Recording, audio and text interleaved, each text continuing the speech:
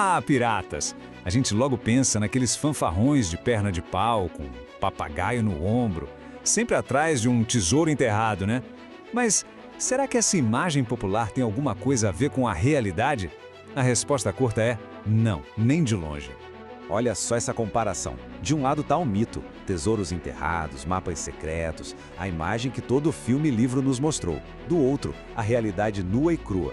Eles eram, na maioria, ex-marinhos desempregados que partiam para uma vida de violência extrema para sobreviver. Mas o mais curioso é que no meio de toda essa brutalidade, eles tinham uma espécie de seguro de saúde primitivo, que pagava indenizações por ferimentos. Isso era algo que nenhum trabalhador comum da época tinha, o que mostra que eles eram até bem organizados. E essa realidade era sangrenta, como a fonte Impérios AD coloca de um jeito bem direto. A famosa Era de Ouro da pirataria não foi pintada só de ouro, foi pintada de sangue. Os feitos deles abalaram o Império, sim, mas o custo em vidas foi altíssimo. Ok, então bora mergulhar nessa história. Pra gente entender tudo direitinho, vamos dividir nossa análise em 5 partes. Primeiro a gente vai ver a diferença entre o mito e a realidade. Depois vamos conhecer a primeira geração, os bucaneiros. Em seguida, a expansão global na Rota Pirata, o auge da Era com o terrível Barba Negra e, por fim, como a Era de Ouro chegou ao fim. Vamos começar pelo começo, né? De onde, afinal, veio essa lenda do pirata romântico que a gente conhece hoje? Pois é, a imagem moderna do pirata foi em grande parte uma criação da literatura. Tudo começou com um livro de 1724, uma história geral dos piratas, que já trazia biografias bem sensacionalistas e quase heróicas deles. Mas foi o romance A Ilha do Tesouro, lá de 1883, que bateu o martelo e criou a imagem que a gente tem hoje, com perna de pau, papagaio e, claro, os famosos mapas do tesouro. Agora vamos voltar no tempo de verdade para conhecer a primeira geração de piratas dessa era. É importante entender que a Era de Ouro da pirataria não foi uma coisa só, sabe? Foram, na verdade, 3 fases bem distintas. Começou lá por 1650 com os bucaneiros, depois evoluiu para a Rota Pirata nos anos 1690 e atingiu seu pico e o seu fim no período logo depois da Guerra da Sucessão Espanhola, entre 1714 e 1726. Em 1650, o caos simplesmente tomou conta do Caribe. A Era de Ouro da pirataria tinha começado e a primeira onda de terror veio com um nome novo: os bucaneiros. Mas quem eram esses bucaneiros? Bom, eram marinheiros, a maioria ingleses e franceses, que ficavam ali pela Jamaica e pela Ilha de Tortuga. Muitos eram ex-corsários, tipo piratas legalizados pelo governo, ou caçadores que, sem muita opção de trabalho, começaram a atacar colônias e navios espanhóis no Caribe. Foram eles que deram o pontapé inicial na era mais infame dos Sete Mares. Agora a gente avança para a segunda fase, que é quando a pirataria vira um negócio global de verdade. Essa mudança toda aconteceu por pura necessidade. Lá para 1680, as riquezas no Caribe começaram a diminuir. E aí o que eles fizeram? Migraram para uma nova mina de ouro, o Oceano Índico. Só que, para chegar lá, eles precisavam de navios maiores e mais resistentes. Então eles capturavam esses navios e hasteavam o seu símbolo universal, a Jolly Roger, a famosa bandeira de caveira e ossos cruzados.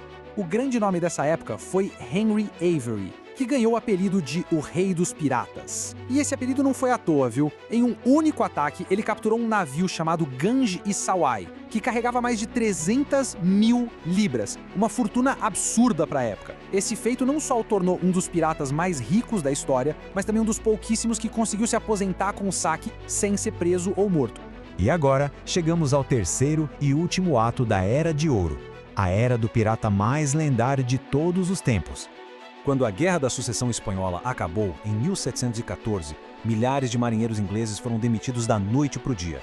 Esse desemprego em massa criou o ambiente perfeito para o surgimento do pirata mais temido da história, Edward Teach, mais conhecido como Barba Negra. Edward Teach, que nasceu por volta de 1680, agia no Caribe e na costa leste da América. Ele comandava o temível Queen Anne's Revenge, um navio com 40 canhões, e chegou a liderar uma aliança de piratas que aterrorizou o Império Britânico no auge do seu poder. Agora, a parte mais genial sobre o Barba Negra é que a fama dele vinha muito mais da psicologia do que da violência em si.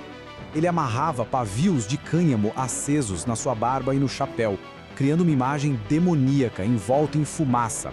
A ideia era criar uma aparência tão aterrorizante que as vítimas se renderiam sem nem pensar em lutar. E o mais incrível é que funcionava. Apesar da fama, não existe nenhum registro confirmado de que ele tenha matado ou mesmo ferido algum dos seus prisioneiros. A lenda do Barba Negra terminou exatamente como ele viveu, de forma espetacular e violenta.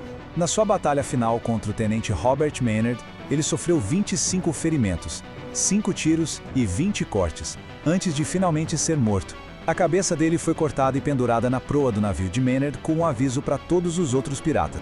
A morte do Barba Negra marcou o início do fim. Vamos entender agora como essa era de pirataria finalmente chegou ao seu desfecho. A partir da década de 1720, as nações europeias decidiram que já era o suficiente. Elas fortaleceram suas marinhas, fecharam os portos seguros que antes abrigavam piratas como Nassau e começaram a caçá-los ativamente. Com essa pressão militar e sem ter para onde fugir, a era de ouro da pirataria acabou bem rápido, por volta de 1726. O que nos traz de volta a nossa pergunta lá do começo. Se a realidade era tão brutal, como é que esses criminosos violentos se transformaram nos heróis românticos que a gente imagina hoje? E a resposta, mais uma vez, está nos livros. Uma história geral dos piratas transformou a vida deles em contos sensacionais, quase mitológicos. E a Ilha do Tesouro completou o serviço, solidificando essa imagem do pirata aventureiro na cultura popular e praticamente apagando a realidade violenta da história. E isso deixa a gente com uma última reflexão.